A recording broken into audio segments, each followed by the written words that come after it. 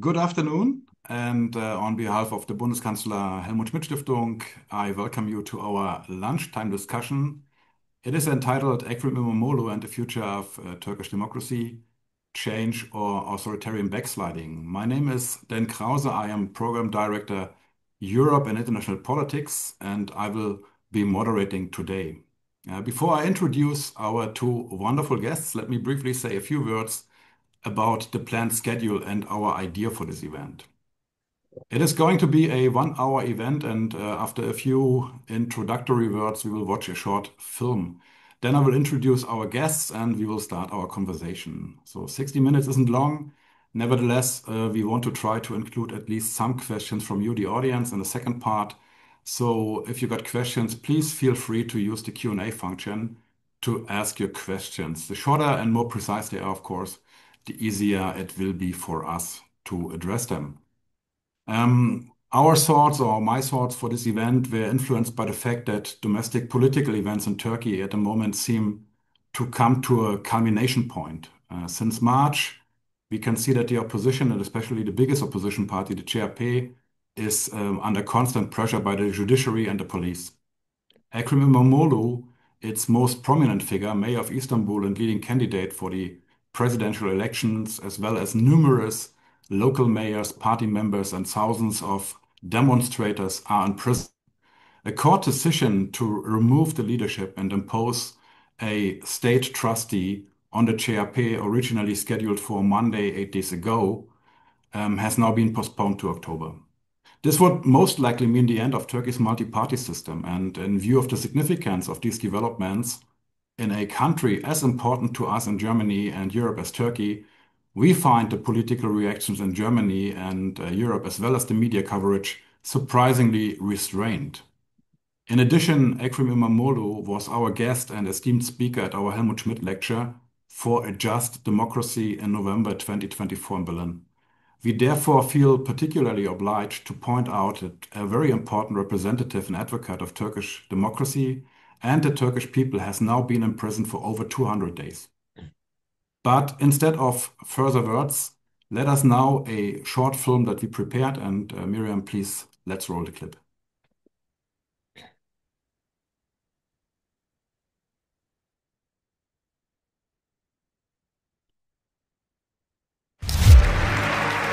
Let's face it, democracy is under threat all around the world.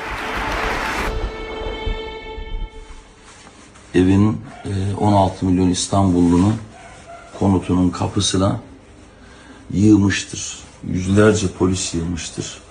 Police in Turkey have arrested the mayor of Istanbul, who's a key rival of President Recep Tayyip Erdogan. Biggest protests in more than a decade. Massive countrywide protests. They're angry about the arrest of Ekrem İmamoğlu. Ekrem İmamoğlu. Ekrem İmamoğlu. Ekrem İmamoğlu. Ekrem İmamoğlu. Democratic populism versus populism tarifi yapmaya gayret ettim ve aslında söylemeye çalıştığım güçlü bir vatandaşı odağına alan, onu hisseden, ihtiyaçlarını karşılayan vatandaşın yönetimin bir parçası olduğunu, kamu yönetiminin ondan uzak bir yer olmadığını. By embracing equality, freedom, solidarity and rule of law, we can ensure that in the 21st century, democracy remains the most powerful force for justice and progress, as well as peace at home, peace in the world.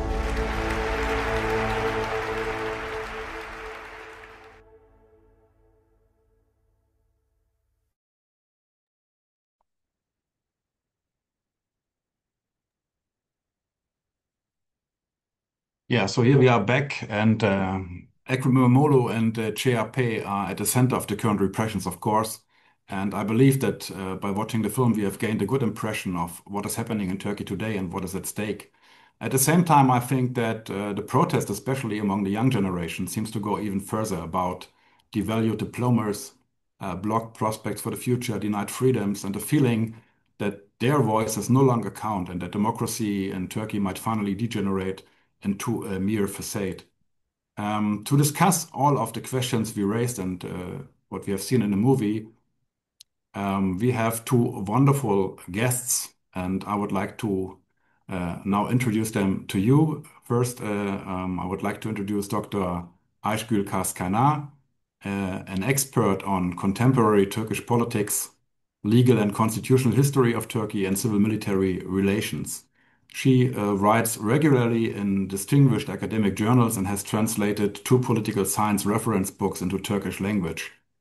Currently, she is working at the Grand National Assembly and she is also giving lectures at the Technical University of Ankara. Dr. Kaynar, Thank you welcome for with having me you. then. Thank you Hoş very much geldin. for having me. Thank you. Welcome. Herzlich willkommen. Our second guest, Dr.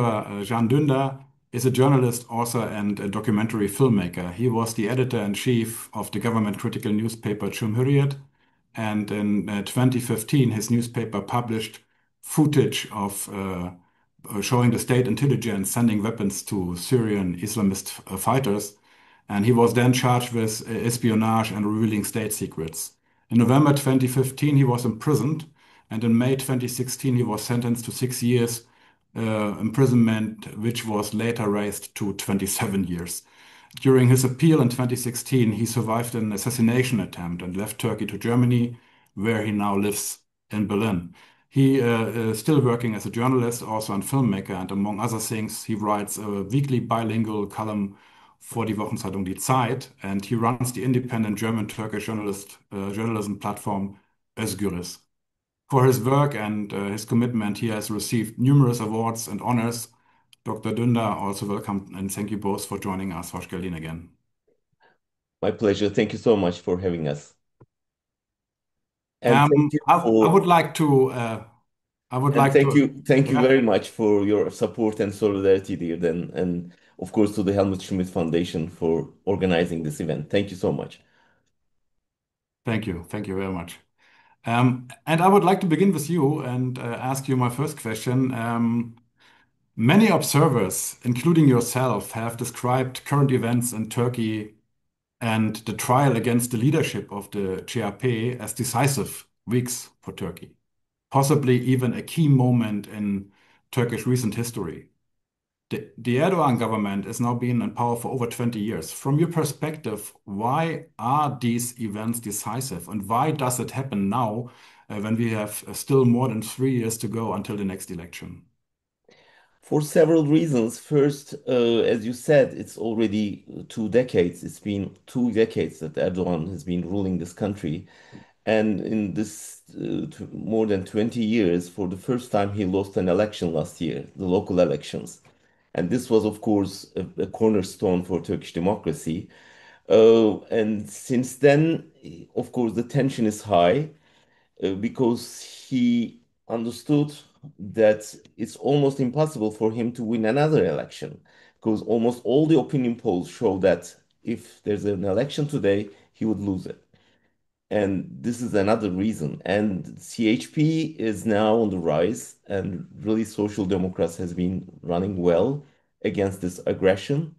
And with the municipalities, who represents the almost 62% of the people, the whole population, they are really doing great job. And with the new leadership in CHP, it's been a threat for Erdogan's government. That's why he decided to go for an unusual tactic against the multi-party system. And what his solution is to get the municipalities from CHP by using judiciary and police force. So especially in Istanbul, starting with Mr. İmamoğlu, now I guess as far as I know, it's 11 mayors are in jail only from Istanbul, and in total something like 17. It changes daily. And you know what? I'm at the same time watching my Turkish TV now, and now the headline is about Ankara municipality. Can you imagine this? I mean, we are talking about the attack over Istanbul municipality while we are at the same time watching the news about a possible raid against Ankara municipality, which is governed by CHP again. So it's daily even hourly business for Turkey a struggle between autocracy and democracy, and that's why it's very decisive moment at this time. Thank you very much. If you allow me another question towards you, when you compare um, the current situation to the Gezi Park protests in 2013 and what you experienced personally in 2015-16, what are the similarities and where are the differences today? Oh, similarities, I can say that the pressure was high back then, but is higher today. And the people's reaction are similar, really. I mean, people were fed up with it at that time. And Erdogan was using heavy police force. Uh, and he succeeded to smash the uprising at that time.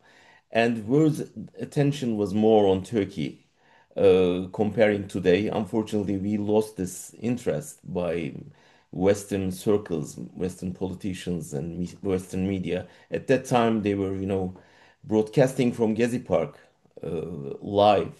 And today, we cannot see any German media covering all those events.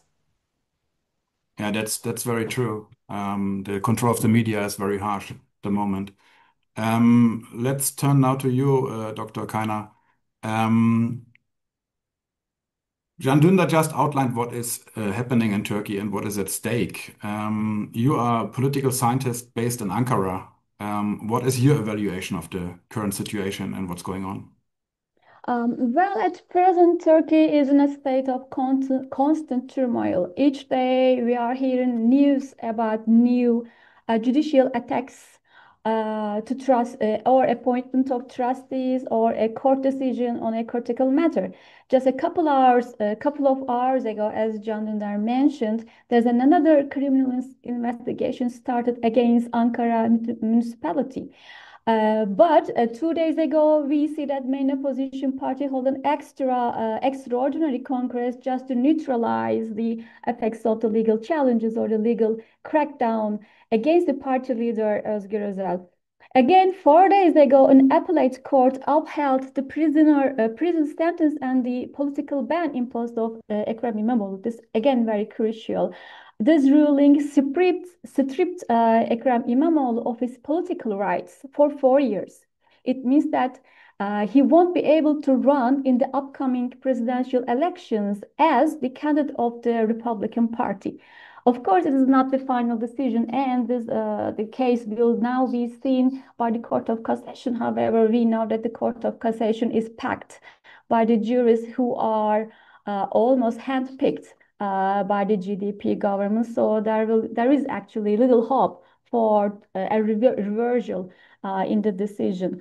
So you already mentioned about the court decision that adjourned the verdict on the 38th Congress of the Republican Party. So a lot of things goes around, and there is a tension now created by the power about main opposition party. Why such kind of turmoil? Why it is such kind of turbulence around the main opposition party? It is that the ruling power, the GDP, is trying to shape the political landscape of Turkey forcefully. In doing so, it has launched what I call a lawfare against the main opposition party. So what it means, lawfare, is that it is actually a war. It is actually a direct attack to a main opposition party. However, this war is waged by legal means. What is very significant is that Republican Party, the opposition party, is the largest political party today. It represents half of the people. So intervening into the functions of such the largest party of the country amounts to a very significant, a very profound infringement on the popular will and also to the representative system. So what is we are living currently is an attack to not only democracy but also to the republican form of the state. That is very significant, and this is what separates the previous attacks from today's. Hence, yeah, this is the current situation, and it still goes on. Yeah, thank you very much. Because you just mentioned the attack on the Republic, maybe we can stick to that at a for the moment. Most analysts already declare that Turkey is not a democracy anymore, it's an autocratic system in which elections are still held and they are free but unfair. And I recall that one of your articles, there was the headline, unfree, unfair, and uncertain. Um, so we have different systems of autocratic rule. What kind of political system do we have in Turkey in your eyes, and how would you describe it? Mm. I will give it a little bit extended answer to this question. It needs a little bit analysis because it is for a decade that the governing party has effectively de facto suspended the principle of electoral turnover. So it is not the first time. The first time that it became evident is the 2015 general elections. At that time, the GDP lost the majority and did not elect it as a majority party. And at that time, we see that national security discourse is activated and many violent incidents took place, including bombs in Ankara and Istanbul. Afterwards, a quick snap election was called, and immediately in the snap elections, the GDP restored its majority party position. So 2024 local elections is the second time in a decade that the ruling party experienced an electoral defeat.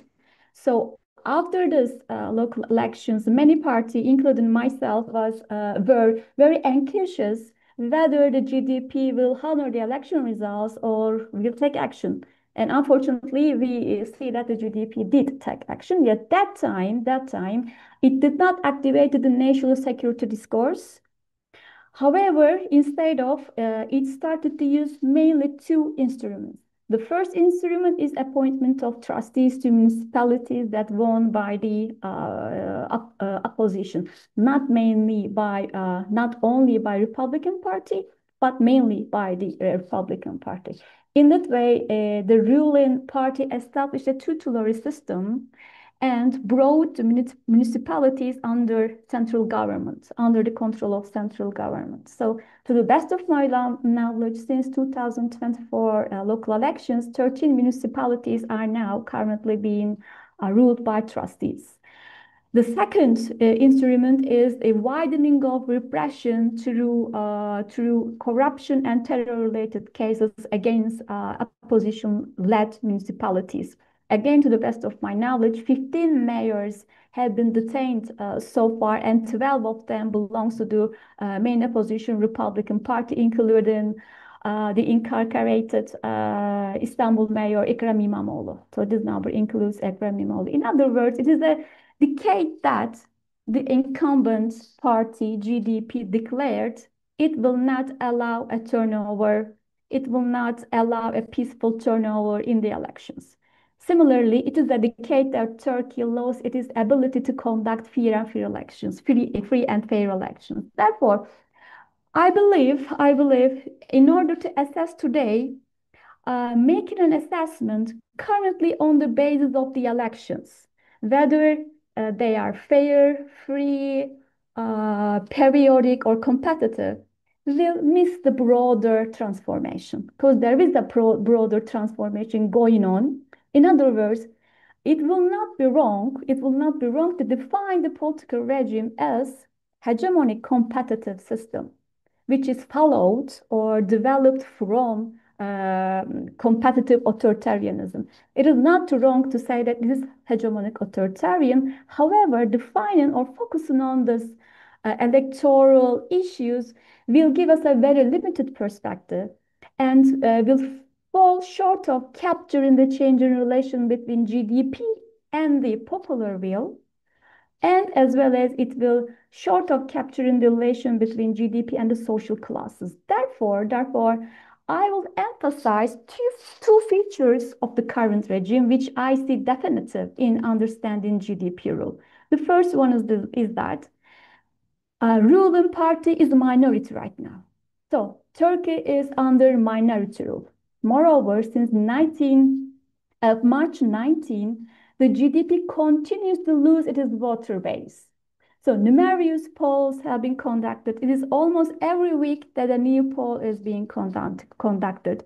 Apart from a couple of polling companies that are close to the government, the polls reveal a decrease in the GDP's voter support, and it shows an increase for the Republican Party. Also, the membership to the Republican Party is at rise right now. So it is very obvious. The GDP maintains this legal crackdown, maintains its lawfare against the Republican Party at the cost of further diminishing its voter base. So it is kind of the GDP now knows that it is minority, and it kind of accepts that it will rule as a minority. This is the first feature. The second prominent feature is that the current regime has a very clear social class character.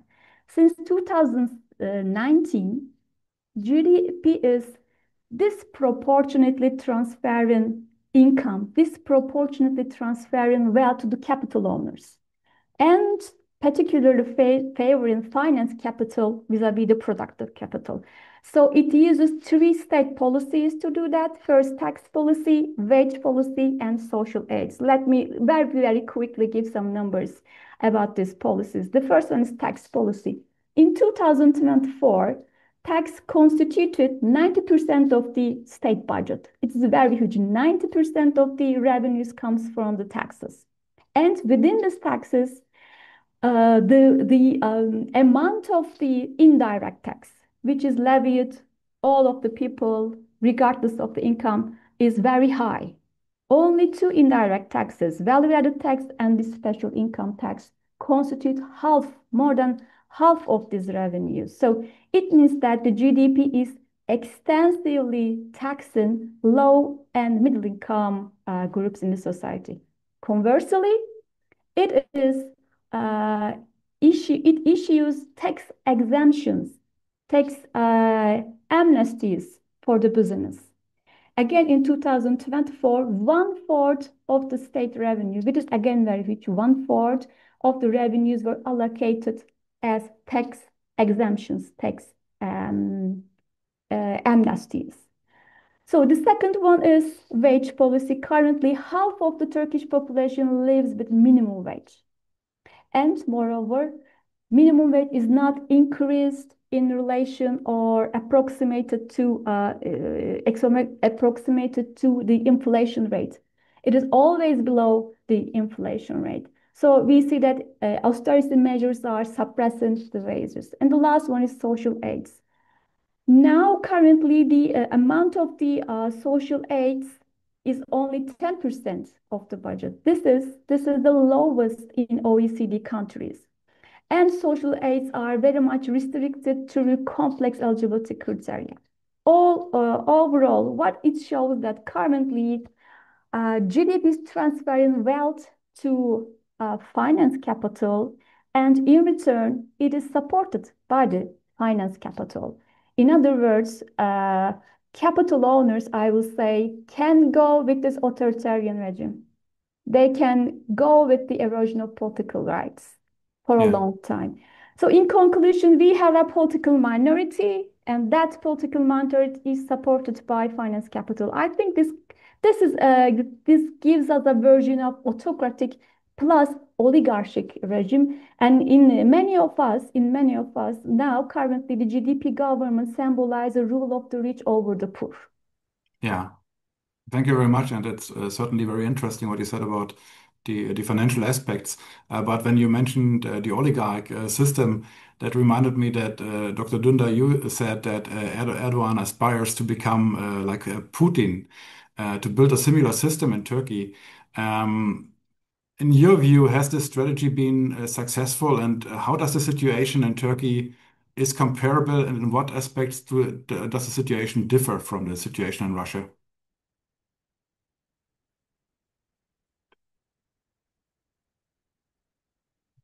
Turkey is not another Russia yet, not another Iran yet or Syria. You must see that there's a tug of war between democratic forces and the autocratic system. So Turkey is still a kind of a winnable country. So Erdogan wants to be another Putin, that's for sure. But Turkish people refuse to be another Russia. That's another thing. That's why this pendulum is, very active at the moment.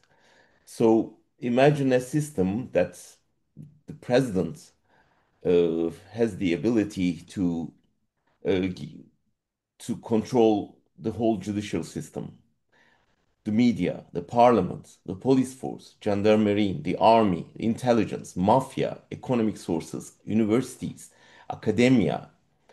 So he, you name it, he has it. That's why it's a huge, huge control system. So, but still, this country is resisting. This is the good side of it. And you can see people demonstrating every week in the CHP meetings or demonstrations, etc. So this is the hopeful side of it. Otherwise, of course, I mean, when you look at it from afar, you can see that, hey, it's an autocracy, but not yet. There are still ways to go there. And I hope that in the democratic resistance of the people will win in the end. Yeah, thank you very much. Since we already touched a little bit on the economic situation, Dr. Dündar, um, I think it is also, of course, very important, and what Dr. Kainer has outlined about the reduction in the social aid and so on. The Turkish economy is still growing, but on the other hand, the Turkish lira is under pressure. We see a very high inflation rate, which means a big loss of purchasing power, and the young people they have a limited prospects. To what extent does Turkey's economic situation comes into play, and how does it influence the government's strategy and room for maneuver? So Professor Kainar explained it very well. I can only add that this social aid policy of the government has been keeping them in power. Mostly, most of the people who has been affected by the poverty has been supportive to CHP, the ruling party, even if they are not politically close to them. They have kind of interest in getting social aid, or they have relatives in the municipalities or in the government, so they don't want to lose them. That's why, as far as I understand, there's something like 20%, 25% of really um, the supporters of the real supporters of the ruling party, and more than 50% is against them. But there's another 20, 25% in between. They are really trying to find out a solution for their economic misery. And if they trust the main opposition party that they would not lose their jobs or social aid in the coming elections, they are ready to support the opposition parties.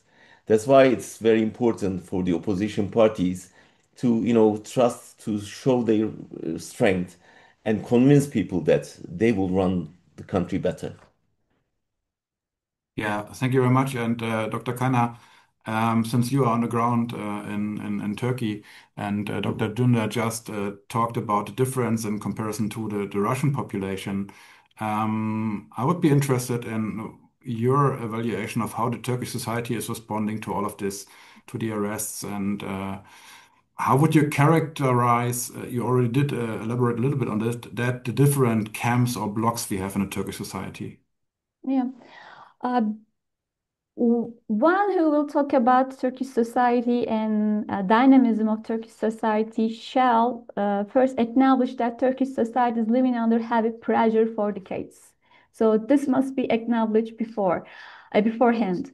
So even small protests are suppressed with heavy-handed police force, and strikes are, for instance, workers' strikes are banned on the ground of national security. And we have to remember that Turkish citizens actually paid a very high price in order to exercise a constitutional right of demonstration and protest. The memory of the Gezi protest in 2013, which claimed 7 lives, still vivid.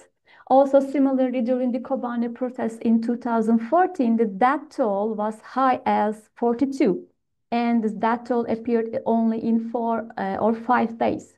So, I mean, it goes without saying that the freedom of expression is curtailed. Nevertheless, we see that civil society in Turkey remains very dynamic, and it demonstrated that it is ready to mobilize. So on 19th of March, as you said, after İmamoğlu's detention, it sparked a very large protest that we didn't see perhaps for a decade. One must see that demonstrations brought many grievances together. The day before İmamoğlu's arrest, his university diploma was revoked by a committee, university committee that actually lacked legal authority to that. So this revocation also fueled the anger of the youth, and we saw the protests are led mainly by the university citizens.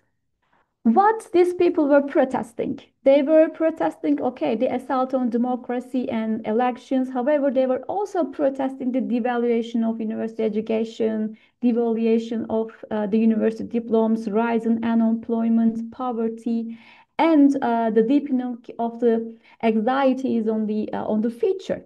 So demonstrations spread to many cities very quickly, and they lasted for a week. Later on, we see that Republican People's Party transformed these demonstrations into party rallies. In this sense, one could say that they amassed the protests within the party. These rallies are still held. Party rallies, they are held twice a week. Once in one of the districts in Istanbul, the other one is another city in Turkey. For instance, just 2 days ago, the rally was held in Ankara and approximately 50,000 people gathered. Demonstrations, of course, one may say that they are stronger than the party rallies, and turning the demonstrations into party rallies may dilute their strength. However, it is important that people are coming to these rallies.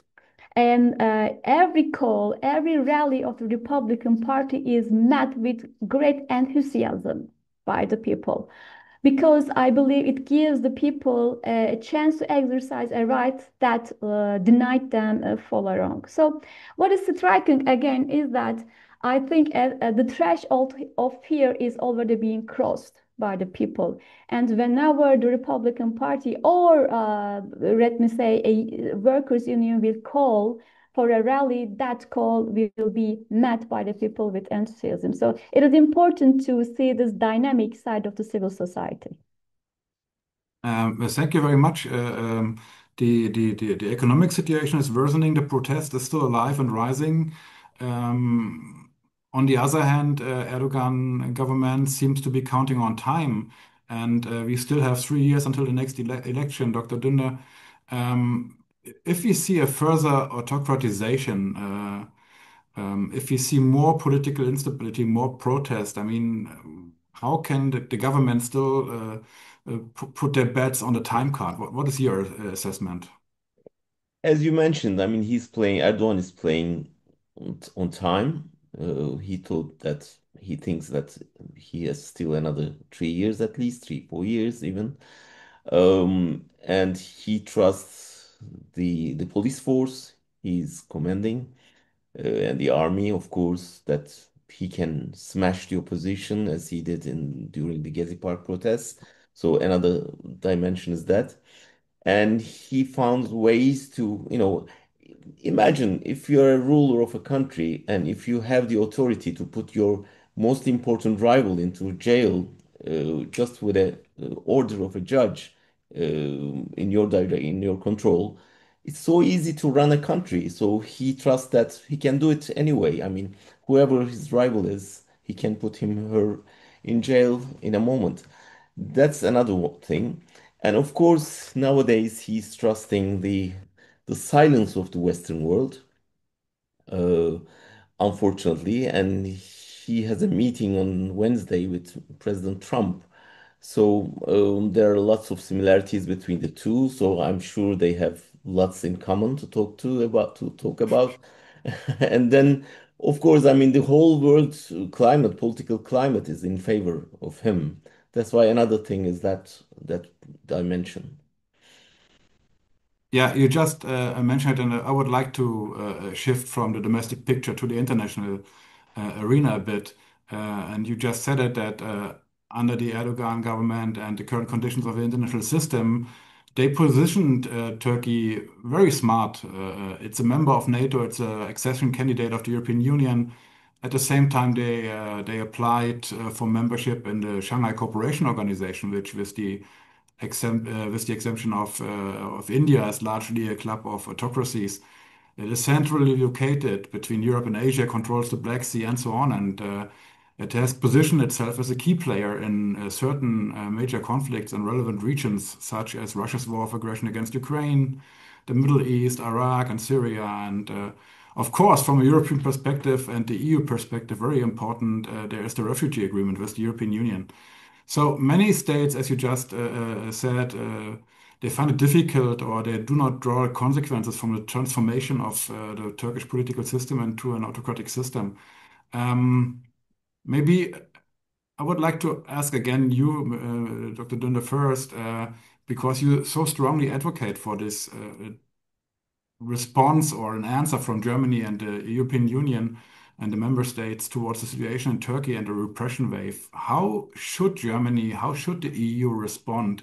What kind of measures or actions strengthen the Turkish opposition, Turkish democracy, and on the other hand, which reactions might be backfire or counterproductive in a way that what I mean is that sometimes President Erdogan tries to cast himself as a defender of Turkish sovereignty, Turkish pride, Turkish honor against interventions from outside. First of all, what you are doing at the moment is a very good example of what the Western world can do. I mean, listen to us and show solidarity with the democratic resistance in Turkey. That's what you are doing at the moment. That's why we are thankful to your efforts and your solidarity. This is the least you can do. But I guess the refugee deal was the turning point in relations with EU and Turkey. From then on, the European countries, especially Germany, decided to pay an amount of money to Erdogan's government and to keep the refugees in Turkish soil and stop them going to Europe. And in return, unfortunately, they turned a blind eye to the authoritarian rule in Turkey. That was a horrible mistake, and still so, unfortunately. So this they don't want to annoy Erdogan in any case, and they are just watching what's going on in the country, and they don't show any kind of reaction. Sometimes we can hear some condemnations, but that's all. I mean, Turkish government is refusing to obey the rule of the European Court of Justice, and they don't care. So NATO, of course, is important. They need Turkey as a soldier to protect the European soil, but they don't need Turkey as a family member in the European Union. So it's a long story, but I guess Turkish people fed up with it. And now, unfortunately, many people trust that Russia or China or India would be a better, partner for Turkey. So this is a kind of a natural result of the European refusal of Turkey. And and of course Erdogan doesn't want to put all the eggs into the same basket. So he's playing around with Russia, with China, with US and with European countries. That's why I'm not so much optimistic about the European governments or the political elite. But I'm hopeful that European society, European civil society, can do something. And for example, municipalities, I mean, Turkish municipalities are under attack. Then they can show their solidarity. They have twin cities in Turkey. Trade unions, parties, women organizations, youth organizations, universities, I mean, those are the civil society dynamics that they can show their solidarity. They can attend their court cases. They can show their solidarity with the prisoners, political prisoners in Turkey. And there are many ways of supporting the democratic resistance, and especially German media, for example. I mean, they can put more pressure on Turkish government by covering what's going on in Turkey. And I mean, those are the easiest parts, but I'm not sure if we can see it under these circumstances because they are so busy with the other. The world is not in the best period of time, unfortunately, and Turkey is not on the agenda anymore. Yeah, that's so true, and we live in this poly crisis at the moment. But actually, that brings me to the point to bring in one question from the audience, which points in the same direction, and maybe you, Dr. Keiner, might elaborate a little bit on that. So the question points in the same direction, and it is what influence do European states have, and on the one hand side, and on the other, what are the key factors that determine the political future of Turkey, and how can we influence and help the moment?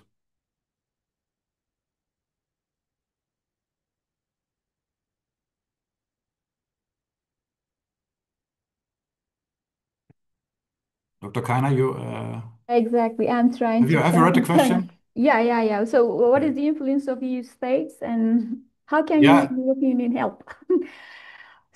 I don't want to repeat the same things that John Dündar already elaborated because, well, so far, European Union, let me say, could not pass the democratic test for Turkey, I will say.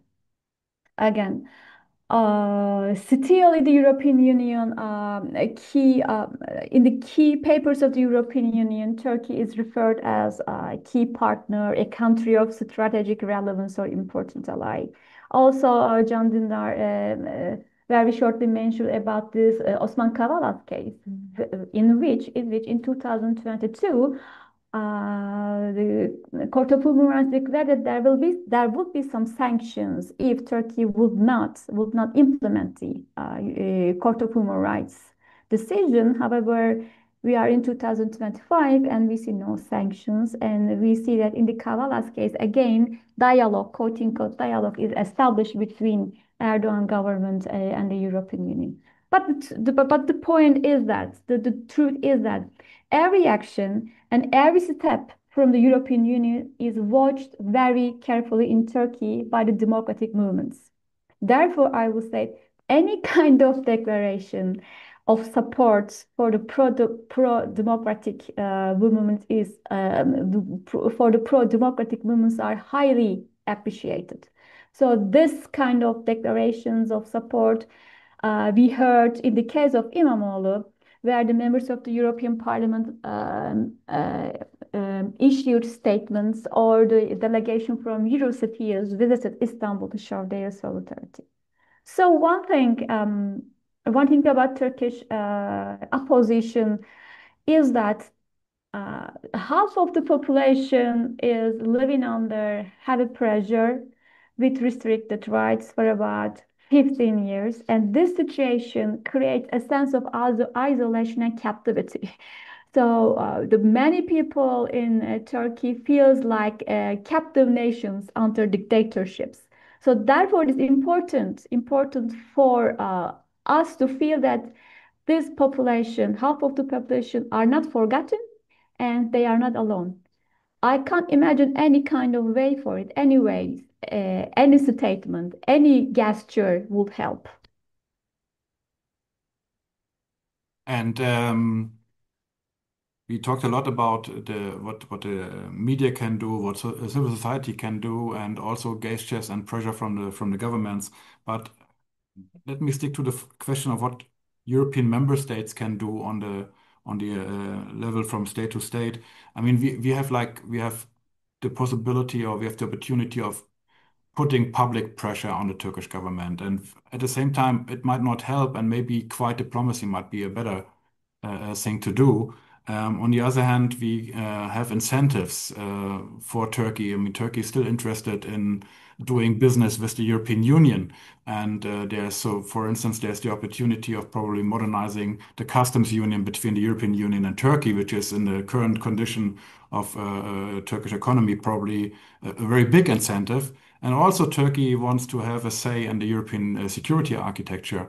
How do you see this? I mean, actually, this question goes to both of you. Maybe Dr. Dündar, you would like to start? Yeah, I mean, as you mentioned, there are some ways to at least convince the Turkish government to do some democratic progress. And the most important leverage is the promise of EU membership, of course. Uh, During the process, Turkey changed a lot of aggressive rules and regulations thanks to this negotiation process, and it was very fruitful then. But when the negotiations stop and the European dream is gone, Turkish government is truly backsliding from democratic rule now. That's why it's very important to revive the at least the process of the full membership. And it seems like a dream at the moment as the Europeans are getting, building up high walls around Europe nowadays instead of opening up the doors. But still, I mean, in case of Turkey, it's very important. This promise is very important.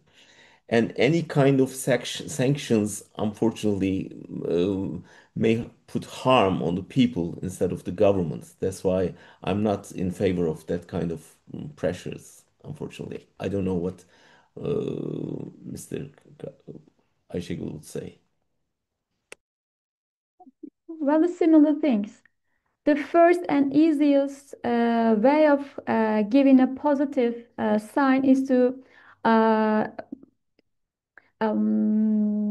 is to hold away these visa restrictions, because there's a de facto visa restriction for Turkish people, even for the students. They are not able to go to the European Union countries easily. They are kind of discriminated, and that's such kind of discrimination is backfiring. As John Dündar said, it is further creating a negative image for Europe. That is, in European Union seems to be a lost case already. So first of all, what they can do is to start with kind of very easy steps and open the door again, open this idea that European Union again holding a hand of Turkey, and in that way perhaps the states can help. Well, whatever we say will be crushed by the real politics. However, again, as I said, if EU states have such common intention, they can use many ways, many policies to say that, to indicate that Erdogan is not able to follow the way that it already followed. So there, I mean, they can give a message to Erdogan to stop somewhere, do not go further. However, so far we didn't see such kind of a message yet. Can I add something at this Mm. moment? Um, I was in Austria last weekend for a talk, and I watched an interview with the mayor of Vienna. And when he was asked about Mr. Imamoglu's arrestment, he said it's an internal affair in Turkey, so he shouldn't intervene. He's a social democrat mayor, and he knows Imamoglu very well. So this approach, most probably it's because of the Turkish population living in the city, or they have some connections with the Erdogan government, whatever. But we should admit, we should understand that there's no internal issue when it comes to the human rights policies. So, was, for example, Navalny's murder, was it an internal issue of Russia? So in our world, there's no internal issues when it comes to the human rights violations. So it's not our problem in Turkey. It's not Mr. Navalny's family's problem in Russia. It's our problem. If we want to live in a democratic planet, we have to fight together against the autocrats. So it's not Germany, not Turkey, but bad guys in Germany and good guys in Turkey, as the autocrats living, learning from each other and, supporting each other, we should support each other and come together and fight against the autocracy all over the world. Yes, and I would totally agree. And I would also add that the European Union and the member states, they should have an interest in a democratic Turkey also because a further autocratization might also mean, from a just strategic point of view, that Turkey, the economical situation, the political situation might get even worse, and all the rules that Turkey at the moment is fulfilling in strategic questions, they might no longer be able to fulfill if the whole system, the whole stability is worsening, which is only on the strategic level, on the interest level. But of course, you are totally right. A question that just came to my mind is the another thing, because you mentioned again Ekrem İmamoğlu. I think it is an interesting parallel that Erdogan served as mayor of Istanbul and then was imprisoned and later became prime minister. Yeah. Do people in Turkey see this parallel, and what's your point on that? Of course, I mean, it's so obvious that he knows the path very well because he experienced this first-hand experience, and that's why he's trying to stop him. But knowing the result, of course, he is scared that the same thing would happen to him, what happened to his rivals. The soldiers put him in jail, and now nobody remembers them, but he has become the president. And of course, now putting Imamoglu in jail and keeping him there, giving more strength to him, and it's obvious that he's turning into a hero while he's in jail. Dr. Kayra, what is your view from Ankara? We have a domestic saying, and it goes like this: whoever governs Istanbul can also govern the country. So, one point of the saying is that Istanbul is such a huge, such a complex, such a populated city, then it is actually a country itself. But also, the saying includes it means that the mayor of Istanbul would be experienced enough, would have the experience enough to run a country. So of course there is the parallel, and people believe in that the mayor of Istanbul, İmamoğlu, have the capacity and capability. It is not only being elected or not, but he is capable of running the Turkey, running the government. Can deal with all the diplomatic issues, whatever. So the parallelism is already there. It's obvious. So it's again, as Can Dündar said, that's why Erdogan is fearing a lot. So it remembers me again. There is this Me Too movement, you remember, and there is the motto of Me Too movement is that shame must change side. And very parallel to that, in Turkey, fear must change side. And I think it is already done. Already fear has changed side, and that explains the legal crackdown that we are experiencing today. Oh, that's a wonderful thought. Thank you for sharing this with us. Um, Time is running a little bit. Before we wrap up, I have like two questions to both of you, and you can either answer both or just one of them. The first question is, of course, we cannot predict the future, but when we look ahead, what is your expectation for the next weeks, maybe months, or years until the next election in 2028? What do you expect? Do you expect a compromise with early elections? Do you expect something like a stalemate or a further authoritarian consolidation? And the second question, maybe more interesting to a European or German audience, what are our biggest misperceptions? Can Dündar and you, Dr. Kayna, you already lined out that Turkish society is so much vibrant and different, and some people might expect, and the protest is still alive. So, what is our biggest misperception about Turkish society and the democratic resilience of it?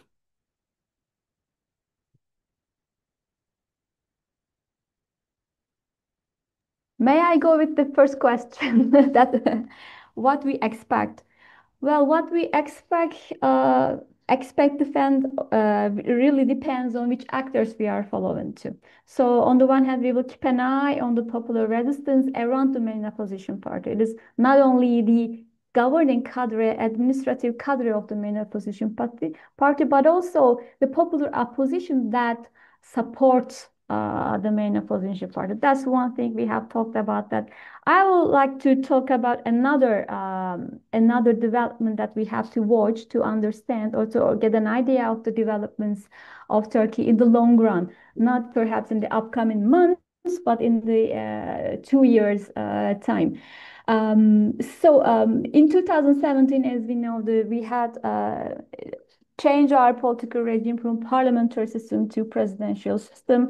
And within that amendment, also the current constitution imposes a two-term limit for the presidency. So it means that currently Erdogan's presidency for the third time in the next elections will be unconstitutional. And for that reason, the governing party is talking a lot about drafting a new constitution. I think this is a very important and very serious development. I think that time, I mean, the reason is obvious, but that time, the GDP party gonna write a new constitution for Turkey because the requirement is there.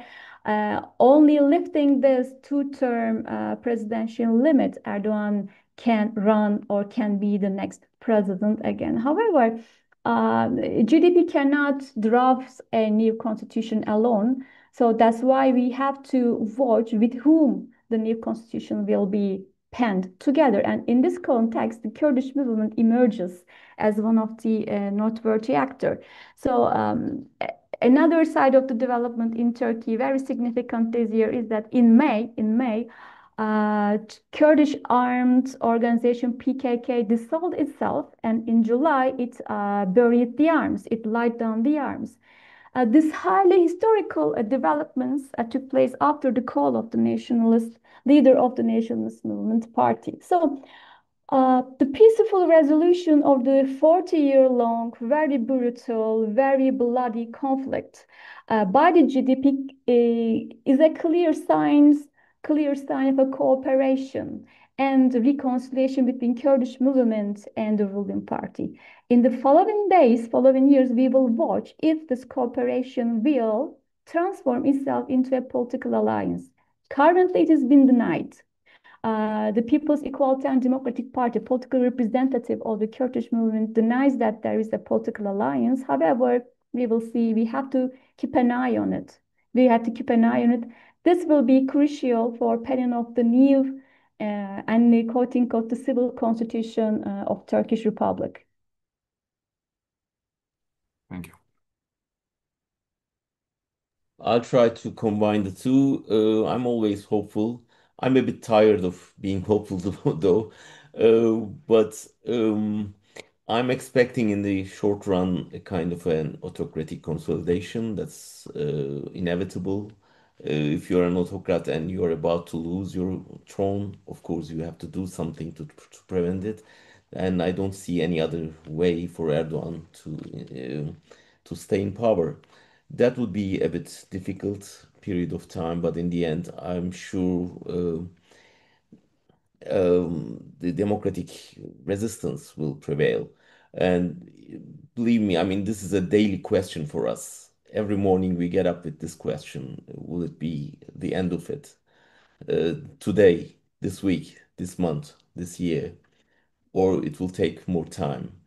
So, of course, we used to live with this question, and hopefully it will end soon. But the misperception issue is really very important question. Thank you for asking this. I guess after winning so many elections in Turkey, Erdogan seems like unbeatable by even the Western forces, Western governments. They thought Turkish people wants to live under the autocratic rule. This was wrong. I don't know. I mean, they maybe it was because, of course, how Erdogan governs and controls the whole dimensions of democratic rule. And at the same time, the opposition was divided, and the social democrats were not so much so powerful as they are today, etc. But now they should understand that this country has been under heavy pressure for the last decade and still resisting. And this is the hopeful side of it. And we are coming to the end of it. And they should now understand that in Turkey, we don't accept any kind of autocracy, even if our lives were destroyed, even if we are in jail or in exile, we will keep on resisting. And the Western countries, Western governments should not sacrifice their values for their daily business, daily interests. And we should stick to the principles as democracy, as secularism, as human rights, as press freedom. Yes, thank you very much for elaborating on the first question, albeit although it's getting you tired. Sorry, but of course the democracy, the protest still alive, the resilience is really astonishing, and so thank you for answering my question about the biggest misperception. Time is actually nearly up, but before we leave, you told me, Dr. Dündar, before in the small chat we had before that there is a very important project coming up in Berlin on October 1st, which is in direct relation to our topic today. Maybe you would like to say a few words on that. Yeah, of course. I mean, when Mr. İmamoğlu was arrested, I immediately wrote a letter to the mayor of Berlin, saying that Istanbul is a twin city and you should do something to show solidarity. And they were kindly invited me, and immediately, and we developed this project together. And I'm thankful to the whole team of the Berlin mayor's office. And together with Gorki Theater, we decided to start a campaign for Mr. İmamoğlu. And I had a project with Gorki Theater. I was one of the prisoners of Silivri, and now Mr. İmamoğlu is there, and I was in solitary confinement in a prison cell, and he is now in the same cell. So we created this 101 size of the prison cell of Silivri, and we will put them in front of the mayor's office, the Rathaus in Berlin, and we will open it to the visitors to give them a chance to experience what solitary confinement is. And Mr. Mayor will be at the opening, and he will do the opening speech, and there'll be others and messages from İmamoğlu and Mr. Özgür Özel. So that's why it's an important thing. And hopefully on the 1st of October at 3 o'clock, I'll be waiting all the Berlin's people, and they can join us and support us, show solidarity, and experience solitary confinement and understand better what the conditions are in Turkey for the political prisoners. Yeah, thank you very much. Certainly very important project. And since I was raised in Berlin and grew up there, I'm proud of my city that the mayor is doing that. Thank you very much. So now time is really up. Dr. Kainer, Dr. Dündar, thank you so much for participating here in our event, and also to the audience. I found the discussion very informative. I hope that you also found our discussion informative. I wish you all a good afternoon, and we look forward to welcoming you at our next event and maybe see you in Berlin on October the 1st. Yes, please. Thank you so much for your solidarity and support. Yes, thank you, Dan, for the invitation and for the opportunity. Thank you. Bye bye. Cheers. Ciao.